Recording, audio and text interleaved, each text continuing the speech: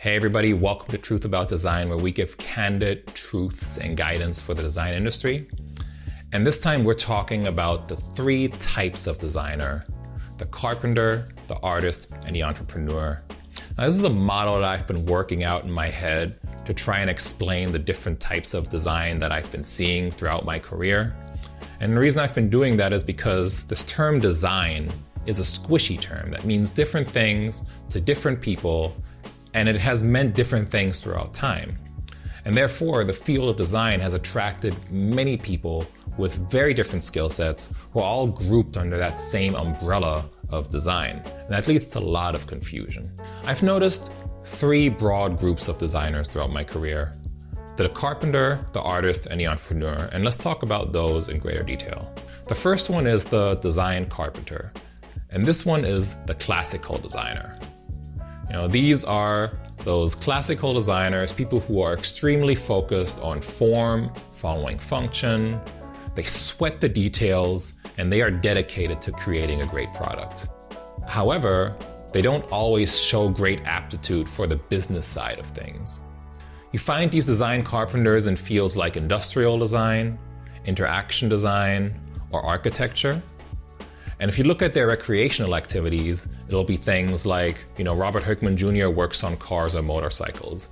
Dieter Rams maintains bonsai trees. You might have something like building custom PCs. I really enjoy doing that. It'll be like crafty things. And examples of these types of designers are Johnny Ive, Dieter Rams, Mark Newson, Robert Hoekman Jr., or Frank Gehry.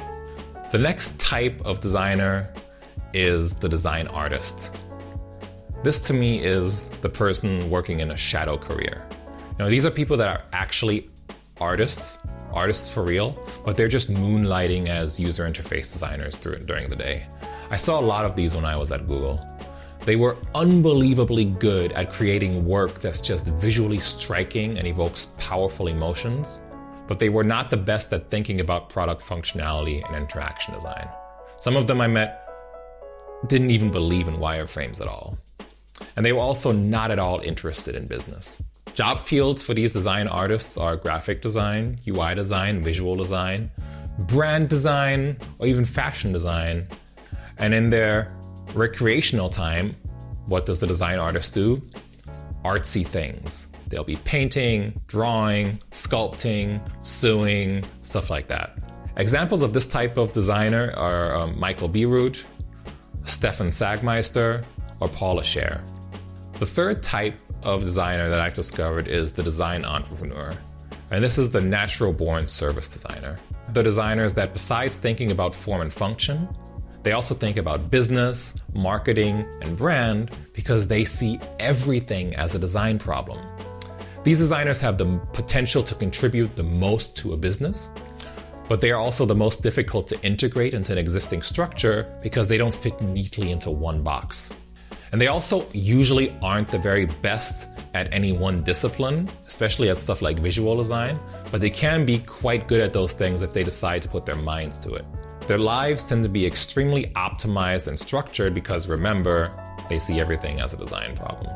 So, these design entrepreneur types, because they're entrepreneurs, they often have their own business, or they will run the design department at medium-sized companies, or they'll go to early-stage startups to help build the design culture there, and then if the startup ends up getting bigger, they leave. You might also see them in service design, because that's an area where they can apply their multifaceted knowledge. I've also seen a few of them transition into product management, since they feel like they can't have enough of an impact in design with how most companies these days are structured. They tend to be extremely unhappy in design roles where they just have to work on one feature of one app for months. Like, for example, the stuff that you do at a big company where you would just be working on just the notifications section of Facebook for like a year. The recreational activities of the design entrepreneur are brainy things.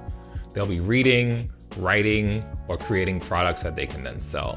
Some examples of that design entrepreneur are Raymond Loewy, Brad Frost, Joe Natoli, Luke Wroblewski. You could even argue that Andy Warhol was that type too, because he really believed in making his art widely available and using those industrial techniques to make it widely available. What all three types of designers have in common is that they care about craft and they take pride in their work. They are intellectually curious and they care about other people. Now, you might be wondering, what about UX researchers? And I would argue that researchers are not designers. They're researchers. I'm not trying to discount that. UX research is arguably the hardest part of the job, but it's its own field. And now you might wonder, what about hybrids? Can someone be an artist, carpenter, entrepreneur? And the answer is, of course, yes. I've met a number of carpenter entrepreneurs and artist carpenters, but being equally good at all three is very rare because, people have certain predispositions in their natural gifts and their demeanor. And each field is so deep that it takes years to master all of them and to become a truly great hybrid. Another question that I've heard is, can't carpentry be a form of art? Well, in my personal view, anyone who brings creativity, passion, and craft to their line of work can be an artist, not just in the field of UX. It can be cooking, it can be making beer, it can be, man, my plumber, I would consider him an artist. He's absolutely phenomenal at what he does and very creative. But for the purposes of this model, I am defining art as creating visually striking work that evokes strong emotions. I'm still working out this model. I'm not saying that this is the be-all end-all. In fact, I would love to hear what you guys think about this, but I think I might be on to something here.